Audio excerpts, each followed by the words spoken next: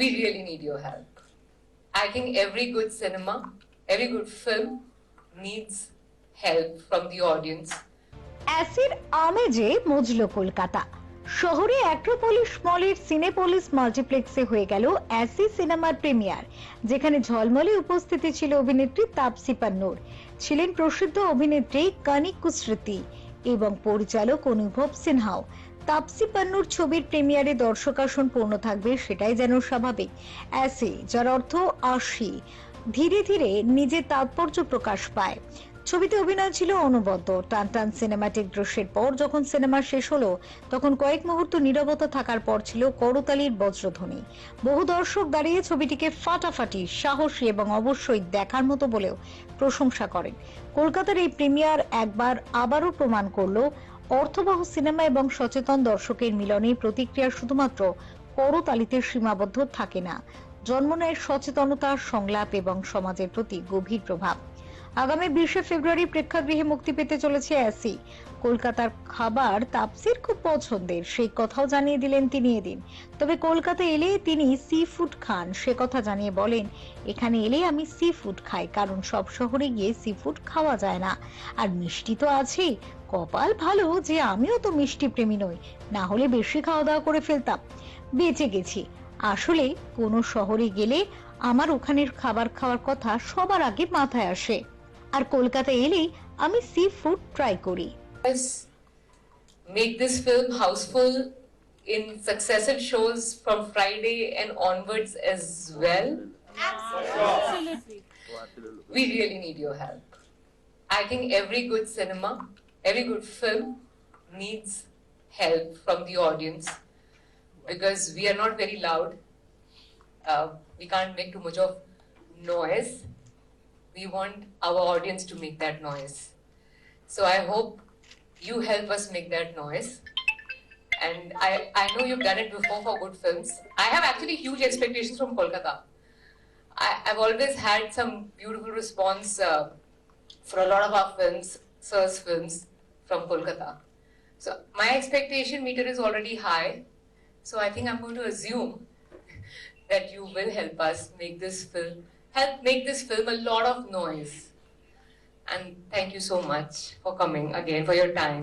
बहुत बड़ा film maker था, उसने कहा था कि सिर्फ मैसेज एक कोई सिंपल देना है तो टेलीग्राम भेज देते ना। तो सवाल है, इसमें तो एक दृश्य है, विचार है, सोचने का नजरिया है, मुद्दा है। There's a lot of things in the film we need to question why things are happening. It's not just simple one thing that's happening. It's a whole society that has to examine this in a very deep way. And what are we showing our children? The film talks about that.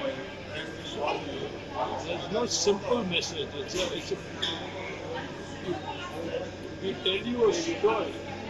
It is for you to take what you want. Can it be stopped?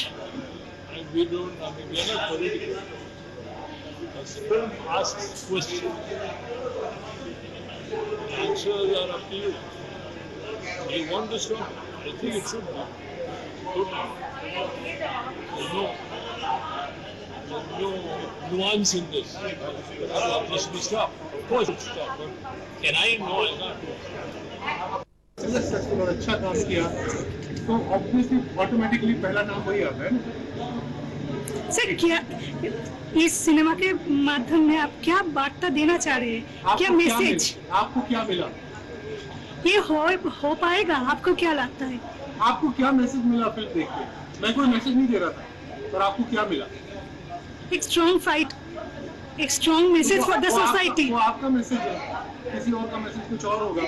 मैं कुछ I'm not a saint, no. I don't have to give a message to the society. I'm saying let's talk about it.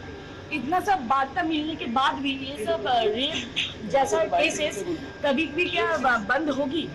मुझे पता नहीं, आप बताइए। हम सबको मिलकर बंद करना है। मैं अकेला नहीं करूंगा, आप अकेले नहीं करेंगे, पुलिस अकेले नहीं करेगी, जज अकेले नहीं करेगा, हम सब मिलकर करेंगे। इस सिनेमा के दौरान अगर आपको कोई प्रेशराइज किया जाए? मुझे कोई प्रेशर नहीं आता। ফিউরো রিপোর্ট, চ্যানেল 10। কলকাতার বিভিন্ন স্কুলে ছাত্রছাত্রীদের মধ্যে যাতে পরিবেশ সচেতনতা বৃদ্ধি পায় তার জন্য একটা কর্মসূচি আমরা নিয়েছি। পৃথিবী আমাদের একমাত্র আবাসভূমি। মানুষ, প্রাণী, গাছপালা সবাই মিলে এই বিশাল পরিবারের অংশ। কিন্তু দুঃখজনকভাবে আমরা নিজেরাই আমাদের পৃথিবীকে অসুস্থ করে তুলছি।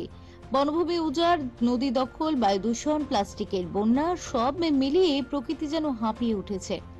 এই অবস্থায় পরিবেশ রক্ষা এখন আর বিলাসিতা নয়, এটি বেঁচে থাকার প্রশ্ন। আর তা রক্ষা করতে সবচেয়ে বড় ভূমিকা রাখতে পারে তরুণ প্রজন্ম, কারণ তরুণরাই ভবিষ্যতের চালক।